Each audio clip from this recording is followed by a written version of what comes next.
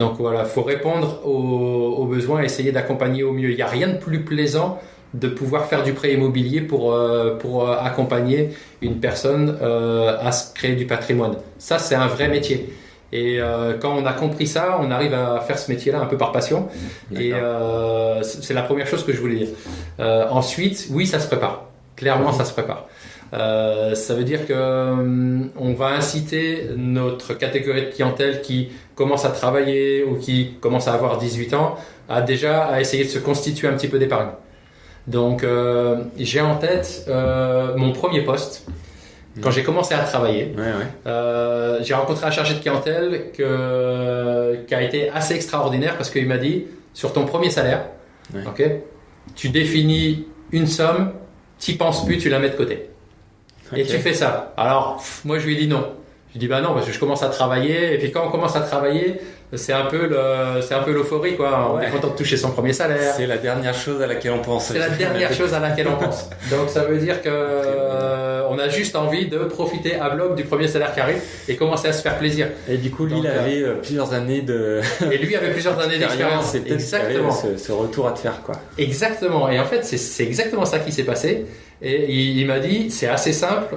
Il faut alors à l'époque, on ouvrait des plans d'épargne logement. Alors le produit existe toujours. Parfois, il perd un peu de son intérêt parce qu'on dit ça rapporte pas beaucoup, mais c'est une erreur. Je pense que c'est important de mettre des sous de côté et se dire, allez, sur mes premiers salaires, j'oublie telle somme. Tous les mois, je l'oublie. Ça peut être, à l'époque, c'était 300 francs, hein, donc voilà. Mais bon, c'était quand même 300 francs. Donc voilà. Donc peut-être qu'aujourd'hui, ça pourrait être un peu plus. Mais il faut faire ça. Pourquoi ? Parce qu'on retrouve toujours ces sommes-là qu'on a placées pour tout ce qui est aléa. Ouais, tout à fait. Donc voilà. Donc après, il peut y avoir différents types d'aléas, mais avoir un apport sur un prêt immobilier, on parlait de comment se passait le prêt. C'est apprécié parce que ça veut dire que c'est préparé. Et deux, il y a des choses aussi que les banques peuvent pas toutes financer. Donc voilà, par exemple les frais de notaire, on finance pas. Donc forcément, il faut les apporter un peu. Donc il faut un peu de sous de côté, faut le préparer. Donc on préfère le dire aux jeunes au départ pour lui dire, c'est pas qu'un produit d'épargne. Un plan d'épargne, parfois, c'est pas qu'un produit d'épargne.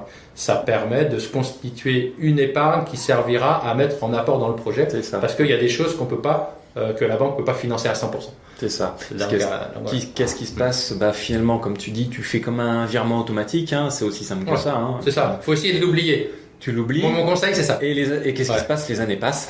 Les années passent, ça capitalise. Et finalement, après quelques années, même 2-3 ans déjà, tu as un petit capital qui est vraiment pas négligeable, je dirais. Exactement. Et en plus, on essaye de le faire non pas qu'au mensuel, mais parfois, quand on travaille, on peut avoir une prime de fin d'année. On peut avoir un 13e mois. Et là, il faut avoir le même raisonnement. Faut se dire, il y a un pourcentage de ça que je touche pas. Ouais, carrément. Faut essayer de le faire tout le temps. Tu optimises vraiment l'épargne. Voilà. Et en fait, même moi aujourd'hui, maintenant, je fonctionne comme ça.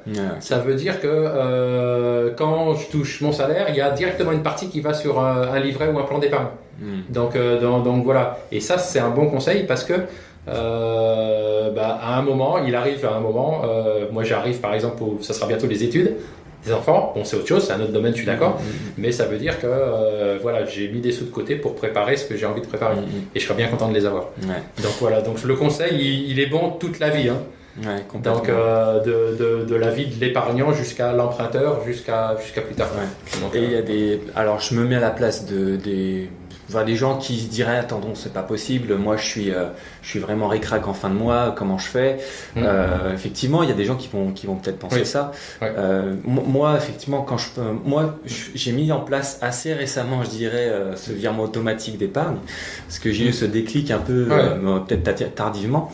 Cependant, je constate que quand tu fais ton virement au début de mois, tu vis avec le reste. Oui. Et je constate aussi que malgré les augmentations de salaire quand on est salarié chaque année, on finit toujours par dépenser, si on ne fait pas ça, l'ensemble du salaire. Oui, clairement. Et finalement, on s'adapte avec ce qu'on a et on vit plutôt bien, je dirais. Sauf si vraiment on a un SMIC et effectivement là c'est très très compliqué d'épargner. Mais tu peux toujours finalement épargner un pourcentage, même si c'est dérisoire, même si c'est 15 € pour les revenus les plus modestes. C'est déjà ça, quoi. Oui, non, mais il n'y a pas de petite épargne, hein, en fait. Ça, c'est si on pouvait le résumer comme ça. Alors, je sais pas, c'est pas un proverbe, hein, mais il n'y a pas de petite épargne. L'épargne est toujours utile, quoi. Donc, une personne vient de travailler, commence à faire son épargne et elle souhaite aller faire son premier achat immobilier. Donc, elle vient te rencontrer. Qu'est-ce que tu lui conseillerais pour du coup préparer le reste du dossier Alors, par rapport à ce qu'attend la banque ça, c'est une très bonne question. Pourquoi? Parce que je pense qu'il faut aller voir la banque avant d'aller voir les biens immobiliers, à mon sens. D'accord. Et parfois, c'est un peu l'inverse qui se passe. C'est-à-dire qu'on voit des personnes qui se disent « Ah bah oui, là ça me plaît, j'ai tel salaire, donc peut-être que je pourrais emprunter et ça devrait passer. » Mais il n'y a pas eu franchement de calcul. Donc on peut même parfois se retrouver, enfin moi dans l'historique, j'ai vu des personnes avoir déjà signé un compromis pour acheter un bien immobilier sans être passé à la banque pour vérifier la capacité de pouvoir faire le prêt. Donc ça peut paraître surréaliste, hein, mais ça existe. Donc ça veut dire que le bon conseil aussi, c'est de dire ok, ma situation a changé, j'ai déjà un petit peu d'épargne, ok très bien, j'ai posé les premières pierres là, donc ça c'est plutôt pas mal. Mais ensuite, je suis en loyer, mais plutôt que de payer un loyer, je pourrais effectivement avoir un prêt, etc. Passez voir votre banquier. Passez voir votre banquier parce qu'il saura vous dire combien vous pouvez emprunter au maximum et vous donner l'enveloppe maximum que vous pouvez obtenir en prêt. Et ça va déterminer par rapport à votre apport quel type de bien vous pouvez acheter. Tout à fait. Donc faut pas inverser. On dit parfois faut mettre la charrue avant les bœufs, mais c'est exactement ce qu'il faut faire. Surtout quand on n'a pas d'expérience en la matière. Au moins tu sais, tu connais ta situation finalement. Ouais, voilà. Et puis le prêt immobilier, on le découvre parce qu'on ne connaît pas tous les frais annexes aussi. Donc il faut que le banquier nous explique comment ça fonctionne. Pourquoi on prend une hypothèque sur un bien? C'est... Est-ce que tu peux nous expliquer un peu tous ces critères? Alors, la règle du taux d'endettement, l'hypothèque, les critères qui fait que la banque va prêter plus facilement. Bon, on a vu l'épargne, on a vu le CDI qui rassure finalement. Est-ce que tu peux nous... Oui.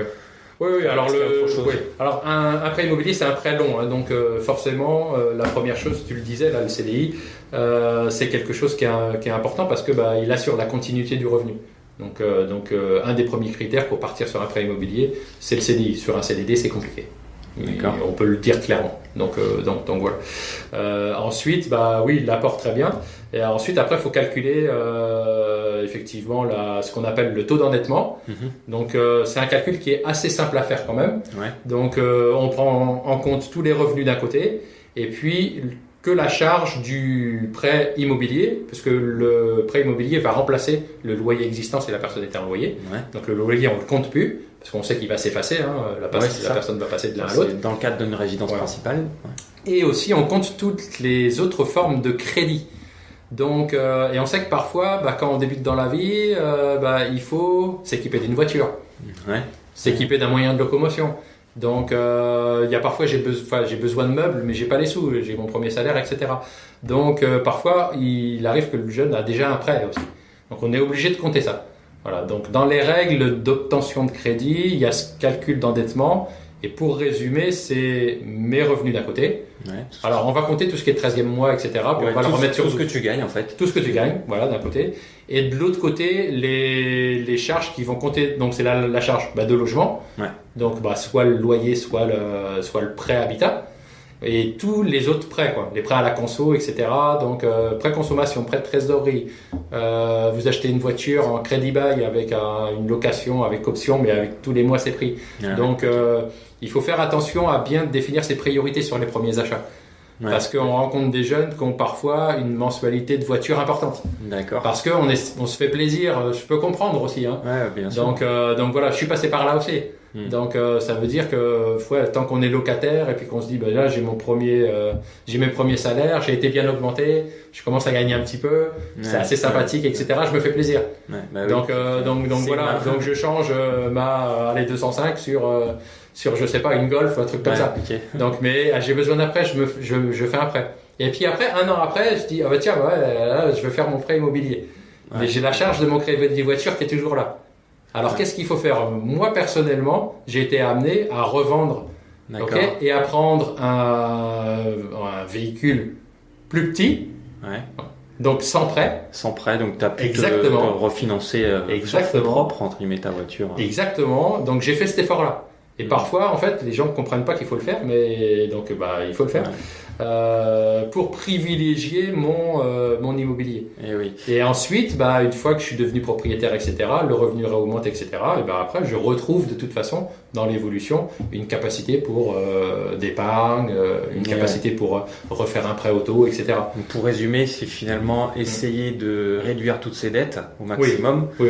Pour avoir une capacité d'endettement, finalement c'est ce qu'on gagne sur ce qu'on dépense, sur les charges, fois 100, ce fameux taux d'endettement. Ouais, c'est ça. Et qu'on plafonne. Alors on entend souvent le taux de 33%. Oui, c'est un peu la norme. Bon voilà, il y a des normes différentes selon les pays. On retrouve ce 33% ici en Nouvelle-Calédonie, clairement. Parfois on dit 30, mais bon 30-33, bon, c'est acceptable. Okay. Après on peut se permettre sur des niveaux de revenus un petit peu plus élevés d'aller sur un taux d'endettement un petit peu plus élevé aussi. Okay. Pourquoi ? Parce que le banquier réfléchit aussi avec ce qu'on appelle le reste à vivre. Le reste à vivre, c'est la somme qui nous reste une fois que les emprunts sont partis. Donc forcément une personne avec un revenu plus important, même si elle a 40% d'endettement, les 60 qui restent peuvent représenter des sommes qui sont quand même confortables pour vivre. Donc voilà. Donc en fait, on est quand même amené à donner des accords de crédit, même au-delà de 33%. Quoi. D'accord. Okay. Donc par exemple, à l'île Maurice, on peut aller jusqu'à 50%. Et ça, c'est légal. Les textes de loi l'ont écrit. Ok, carrément. Donc on peut aller jusqu'à 50%, mais avec un certain niveau de revenu. D'accord. Donc le niveau de revenu, quand on le remettait en euros, c'est 5 000 euros. Donc toutes les personnes qui avaient plus de 5 000 euros de revenus justifiés pouvaient aller jusqu'à 50% d'endettement. D'accord. Okay. Donc voilà, je pense qu'ici, on pourrait faire aussi du 50% d'endettement. Si on fait 50% d'endettement et puis qu'il reste 5 000 euros pour vivre, on ne met pas la personne en danger. Ouais, bien sûr. Clairement, elle va arriver à vivre, sauf si le train de vie est vraiment trop élevé, parce que parfois on a beaucoup de revenus, mais le train de vie de charges aussi. Ouais, c'est ça. Le train de vie est adapté avec le fonctionnement du client. Ça, tu le vois sur le compte bancaire, clairement. Exactement. Donc voilà. Parce que quand tu fais un crédit, tu as aussi le relevé qui est demandé. Oui. Normalement, cette personne-là devrait faire un petit peu plus d'épargne. Parfois, il reste plus rien en fin de mois, donc là. Donc peut-être qu'on va essayer de rester sur des normes d'endettement. Ça, c'est intéressant ce que tu dis. Ouais. Finalement, les 33%, c'est pas figé. Non. On peut aussi, c'est quelque chose qui peut s'adapter à la personne. Ouais, et puis, aussi, l'épargne, c'est bien. Et aussi, avoir un niveau de vie qui correspond à ses revenus pour pouvoir emprunter intelligemment et investir sur du long terme, quoi. Ouais, clairement. Si on peut donner un conseil aussi pour des gens qui souhaitent se lancer. Donc super déjà pour toutes ces informations. Tu me parlais de l'île Maurice. Est-ce que tu as certainement rencontré des gens qui ont fait des crédits immobiliers à l'île Maurice. Oui. Est-ce que tu peux nous décrire un peu le marché de l'immobilier là-bas? Est-ce que les gens achètent pour se loger, pour investir dans du locatif? S'il y a une population locale, mais il y a aussi beaucoup d'étrangers. Oui. Alors on peut distinguer effectivement les deux. On va commencer par le local. Sur le local, en fait, la population mauricienne est très très très attachée à la terre, quoi. Donc, parce qu'on vit sur une île et on veut devenir propriétaire, clairement. Okay. Donc le projet principal du Mauricien, on va dire, originaire de Maurice, né à Maurice, c'est de devenir propriétaire de sa maison. Ça, c'est très très fort. Ça, c'est très très fort. Ils vont tout faire pour. C'est-à-dire qu'ils vont écouter les conseils, mettre un petit peu de sous de côté. Ils vont tout faire pour devenir propriétaire. Donc voilà, s'ils ne le peuvent pas, ils vont céder de la famille. Donc voilà, ils vont, par exemple, sur une maison, construire un étage pour se loger au-dessus.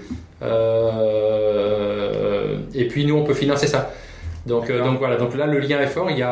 On fait beaucoup de prêts immobiliers à Maurice pour les résidences principales des Mauriciens. D'accord. Donc il y a ce marché-là et c'est en pleine expansion. Pourquoi ? Parce qu'il y a un taux de croissance qui est élevé. On voit que les infrastructures ont pas mal évolué ces 7 ou 8 dernières années, puisque J'y étais à peu près dans cette période-là. Ouais. Donc voilà. Après, c'est un marché concurrentiel, hein, 21 banques, donc il faut se battre un petit peu sur le taux. Quand même, ouais. Parce que c'est pas très grand l'île Maurice.